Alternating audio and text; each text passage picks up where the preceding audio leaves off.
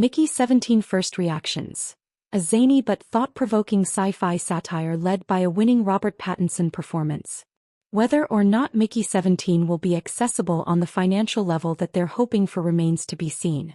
But one of the box office factors here is Robert Pattinson, and he, too, reportedly was part of the reason why the release date changed. His availability for press and promotion was critical. And as we have seen, Rob has definitely come to play. We saw how game he was in Korea. We're about to see whatever nonsense he'll be bringing to his junket interviews when they start rolling out after this week's junket. And last night on the red carpet. This is an excellent suit. I love the length of the jacket, the pin on the lapel, the fit of the pants, and that he wore it without a shirt underneath.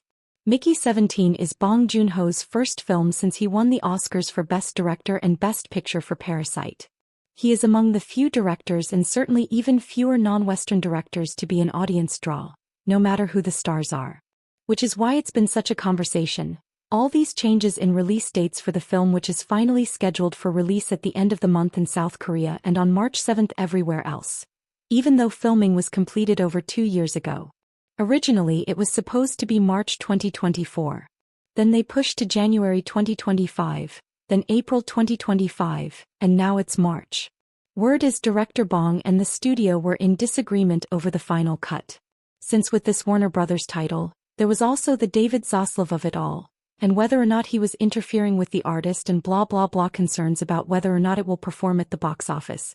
Cinephiles in general were like, how dare you, this is man is an auteur. In the end, according to director Bong, he prevailed. We will see his cut. The world premiere of Mickey 17 happened last night in London. The cast was junketing there this week, which means they did actually put some budget behind this since reporters were brought in. So now we have our first reactions. And it does not sound like it's a flop, at least not critically. Though some have been slightly more reserved in their initial response. The reserve I've seen is basically a quibble. Most of it at this point has been praise. Adam McKay's even weighing in, offering his thoughts on the film and engaging in the comments below about how frighteningly timely it is. Other Mickey 17 team members in London include the film's villain Mark Ruffalo, Anna Maria Bartolomei, Naomi Ackie, and the consistently brilliant Toni Collette, who makes everything better.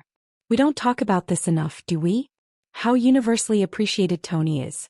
Toni Collette is what no one has ever said or thought anywhere at any time.